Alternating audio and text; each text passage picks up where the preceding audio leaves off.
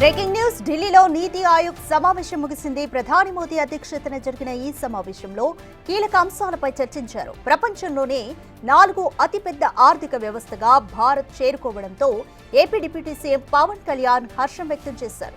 మోదీ దార్శనిక నాయకత్వానికి, ఎన్డీఏ ప్రగతిశీల పాలనకు ఇది నిదర్శనమన్నారు. గత దశాబ్ది కాలంలో భారత్ అనేక రంగాల్లో వృద్ధి సాధించింది. ఇది కేవలం ఆర్థిక విజయం మాత్రమే కాదని ప్రపంచంలోనే నవ భారత్కు పెరుగుతున్న ప్రాముఖ్యతను ప్రతిబింబిస్తోందన్నారు. వికసిత్ 2047 వైపు నడిచేందుకు ఇది ప్రధానమైన అడుగని పవన్ కళ్యాణ్ తెలిపారు.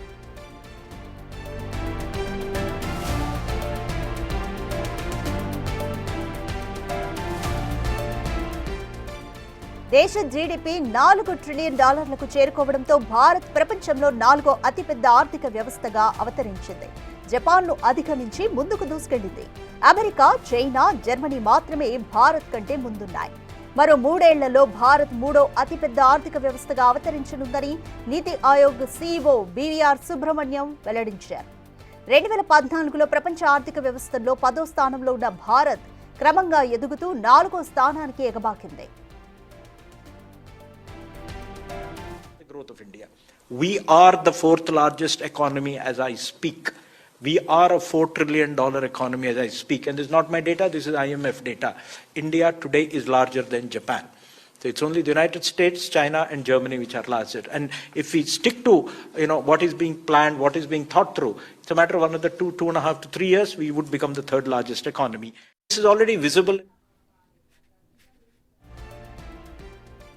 మోర్ డీటెయిల్స్ మా ప్రతినిధి శివ అందిస్తారు. శివ, ప్రపంచంలోనే 4వ అతిపెద్ద ఆర్థిక వ్యవస్థగా భారత్ చేరుకుంది. సో వచ్చే 10 ఏళ్లలో కూడా భారత్ 3వ స్థానానికి చేరుకుంటుంది అంటూ కూడా నీతి ఆయోగ్ సీఈఓ చెప్పారు. దీని పట్ల రాజకీయాల్లో ఎటువంటి చర్చ జరుగుతుంది? భారత ప్రజలు ఏమంటున్నారు?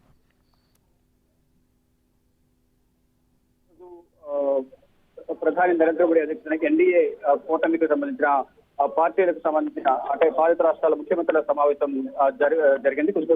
సమావేశంలో ప్రధానంగా పలు కీలక అంశాలపై ప్రధాని నరేంద్ర మోడీ అధ్యక్షతన జరిగిన ఈ ఎన్డీఏ కూటమి పాలిత రాష్ట్రాల ముఖ్యమంత్రులు, ఉప ముఖ్యమంత్రుల సమావేశంలో పలు కీలక నిర్ణయాలు తీసుకున్నారు. పలు తీర్మానాలు కూడా చేసినట్టు తెలిసింది. ముందు మీరు చెప్పినట్టుగా ప్రపంచ 4వ ఆర్థిక రంగంలో వృద్ధి చెందినది కూడా నీతి ఆయోగ్ సీఈఓ కూడా తెలియజేశారు. మొత్తంగా చూస్తుంటే ఏదైతే రోజు రోజుకు కూడా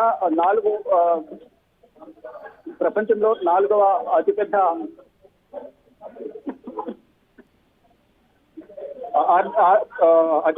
ఆర్థిక వ్యవస్థగా కూడా విజయవంతంగా అవతరించిన ప్రధానంగా దీనికి సంబంధించి ప్రధానంగా మోదీ ప్రభుత్వం అధికారంలోకి వచ్చిన తర్వాత ఏదైతే తీసుకున్న నిర్ణయాలు కానీ దాని ద్వారా ఇప్పుడు ప్రజెంట్ సిచ్యువేషన్ ఏ విధంగా ఉందనే అంశాలపై కూడా ప్రధానంగా ఇప్పుడు ఈ ఎన్డీఏ కూటమి సమావేశంలో ఈ సమావేశంలో పలు కీలక నిర్ణయాలు తీసుకున్నారు. మొత్తం 4.15 ట్రిలియన్ జీడీపీతో ప్రపంచంలో 4వ అతిపెద్ద ఆర్థిక వ్యవస్థగా కూడా విజయవంతంగా అవతరించింది అనేది కూడా నిన్న నీతి ఆయోగ్ సీఈఓ తెలియజేశారు. నీతి ఆయోగ్ సమావేశం తెలియజేశారు. మరోవైపు భవిష్యత్తులో 3వ అతిపెద్ద ఆర్థిక వ్యవస్థగా ఎదగాలి అనేది కూడా ప్రధానంగా భావిస్తున్నారు. దానిలో భాగంగానే ఈ రోజు ఏదైతే సమావేశం జరిగింది, సమావేశంలో పలు కీలక నిర్ణయాలు తీసుకున్నారు. ఇటు ఎవరైతే వివిధ రాష్ట్రాలకు సంబంధించిన ఎన్డీఏ పాలిత రాష్ట్రాల ముఖ్యమంత్రులు ఎవరున్నారో వారు పలు సూచనలు చేశారు. వారి రాష్ట్రాలకు సంబంధించిన అంశాలకు సంబంధించి వారు కూడా ప్రధాని నరేంద్ర మోడీ కూడా 3వసారి ఎన్డీఏ కూటమి అధికారంలోకి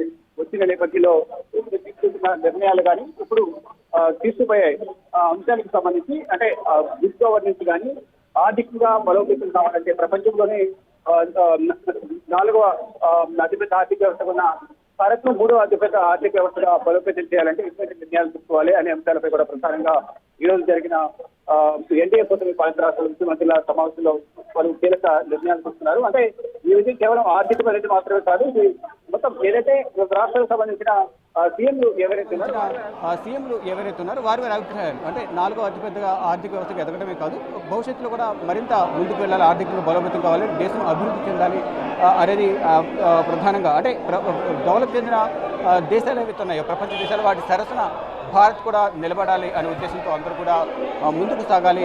ఆ విధంగా కూడా ఒక టీమిండియాగా అందరూ కలిసి పనిచేయాలి అనేది కూడా ప్రధానంగా ప్రధాని నరేంద్ర మోడీ నిన్న నీతి ఆయోగ్ సమావేశంలో సూచించారు. ఇప్పుడు కూడా ఈరోజు కూడా ప్రధానంగా ఎన్డీఏ కూటమికి సంబంధించిన పలు కీలక నిర్ణయాలు తీసుకోవడంతో పాటు భవిష్యత్తులో ఎన్డీఏ కూటమి అంటే ఎన్డీఏ ప్రభుత్వ పాలన ఏ విధంగా ఉండబోతుంది, గత 10 సంవత్సరాల కాలంలో ఏ విధంగా ఉంది, ఇప్పుడు రానున్న రోజులు ఏ విధంగా ప్రభుత్వ పాలన ఉండబోతోంది, భవిష్యత్తులో రానున్న అసెంబ్లీ ఎన్నికలు ఏవైతే ఉన్నాయో ఇటు బీహార్ కానీ జార్ఖండ్, తమిళనాడు ఇతర కొన్ని రాష్ట్రాల్లో ఎన్నికలు రాబోతున్న నేపథ్యం అక్కడ కూడా ఎన్డీఏ కూటమి ప్రభుత్వమే ఏర్పడాలి అనేది ప్రధానంగా వారందరికీ దిశానిర్దేశం చేశారు. మరోవైపు ఆపరేషన్ సింధూర్ విజయవంతం అవడం పైన ఇప్పటికే ప్రధాని నరేంద్ర మోడీకి భద్రతా బలగాలు ధన్యవాద తీర్మానం తెలియజేసి దానికి సంబంధించి మరోవైపు జనాభా లెక్కలకు సంబంధించి కూడా ఈరోజు జరిగిన సమావేశంలో ఒక తీర్మానం చేశారు. వీటితో పాటు పలు కీలక అంశాలకు సంబంధించి కానీ ఏదైతే యోగా దినోత్సవం కానీ మరోవైపు 50 సంవత్సరాలు పూర్తి చేసుకున్న ఎమర్జెన్సీ పూర్తి చేసుకున్న సందర్భం దాని ఇటు కాంగ్రెస్ ఆపరేషన్ సింధూర్ సమయంలో వ్యవహరించిన తీరుకు సంబంధించి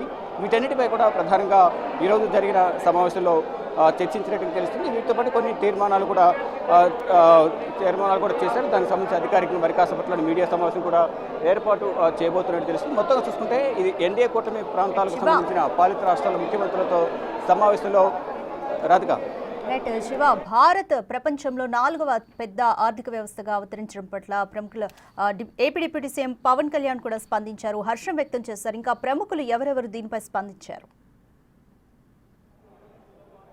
రైట్, ప్రతి ఒక్కరు కూడా ఏదైతే ఈ సమావేశానికి పాల్గొన్న 20 రాష్ట్రాలు ఏదైతే ఎన్డీఏ కూటమి పాలిత రాష్ట్రాల ముఖ్యమంత్రులు ఎవరుతున్నారో ఆ పాలిత రాష్ట్రాల ముఖ్యమంత్రులు ఉప ముఖ్యమంత్రులు ఒక చంద్రబాబు ముందస్తు కార్యక్రమంలో ఉన్న నేపథ్యంలో ఆయన హాజరు కాలేకపోయారు.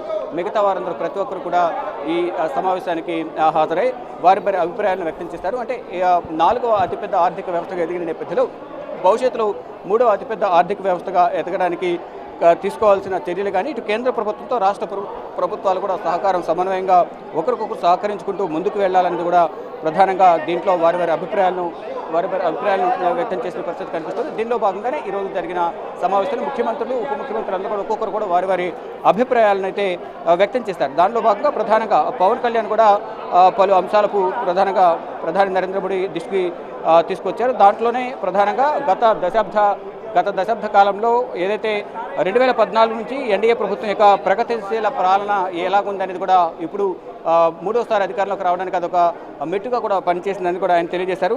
మరోవైపు భారత్ యొక్క వృద్ధి పథకం ఆవిష్కరణలు, మౌలిక సదుపాయాలు, ఇతర అంశాలకు సంబంధించి కూడా డిజిటల్ రూపాంతరం ద్వారా కూడా ఇదంతా కూడా నడపబడిందని కూడా పవన్ కళ్యాణ్ తెలియజేశారు. ఈ విజయం కేవలం ఆర్థికమైనది మాత్రమే కాదు, ఇది న్యూ ఇండియా యొక్క పెరుగుతున్న జాతి ప్రాముఖ్యతను ప్రతిబింబిస్తుంది అనేది కూడా ప్రధానంగా పవన్ కళ్యాణ్ ఆయన యొక్క అభిప్రాయాన్ని ట్విట్టర్ ద్వారా తెలియజేశారు. ఇటు ప్రధాని నరేంద్ర మోడీతో కూడా వారందరూ సమావేశంలో కూడా ముఖ్యమంత్రులందరూ కూడా ప్రధాని నరేంద్ర మోడీ పాలనను 3వసారి ప్రధానిగా అయిన నేపథ్యంలో ఆయన్ను అభినందించడంతో పాటు ఇది ఆపరేషన్ సింధూర్ ఏదైతే ఉందో విజయవంతమైన నేపథ్యంలో ఆయనకు అందరూ కూడా అభినందనలు తెలియజేస్తూ ఒక తీర్మానాన్ని కూడా ఆమోదించారు. దాంతోపాటు ఆపరేషన్ సింధూర్ అలాగే గుడ్ గవర్నెన్స్ ఇటు 3వసారి అధికారంలోకి వచ్చిన తర్వాత చేపట్టబోతున్న కార్యక్రమాలకు సంబంధించి కానీ ఇటు 4వ అతిపెద్ద ఆర్థిక వ్యవస్థగా రూపాంతరం చెందింది కాబట్టి ఇది భవిష్యత్తులో మరింత ముందుకు వెళ్ళాలి, భారత్ మరింత అభివృద్ధి చెందాలి, ఆర్థికంగా 3వ అతిపెద్ద ఆర్థిక వ్యవస్థకు కూడా రూపాంతరం చెందాలి అనేది కూడా అందరూ కూడా భావిస్తున్నారు. దానికి సంబంధించి కూడా ఒక ప్రణాళికాబద్ధంగా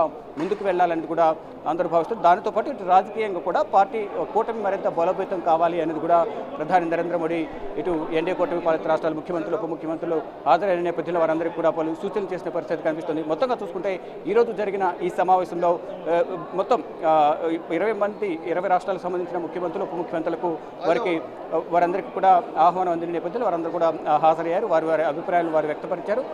వారి రాష్ట్రంలో పరిపాలన ఏ విధంగా ఉంది, ఎన్డీఏ కూటమి అధికారంలోకి వచ్చిన తర్వాత వారి రాష్ట్రాల్లో ప్రభుత్వ పాలన ఏ విధంగా ఉంది, రాష్ట్రానికి కేంద్ర సహకారం ఏ విధంగా ఉంటుంది, ఎటువంటి పథకాలను అమలు చేస్తున్నారు, రాష్ట్ర అభివృద్ధి ఏ విధంగా జరుగుతుంది ఎన్డీఏ కూటమి ప్రభుత్వం ఏర్పడిన తర్వాత అనే అంశాలపై కూడా భాగస్వామ్య పక్షాలు కానీ అటు బీజేపీ పాలిత రాష్ట్రాల ముఖ్యమంత్రులందరూ కూడా ప్రధాని నరేంద్ర మోడీకి ప్రజెంట్ సిచ్యువేషన్ పై కూడా వారందరికీ వివరించిన పరిస్థితి కనిపిస్తూ ఉంది. Thank you Shiva.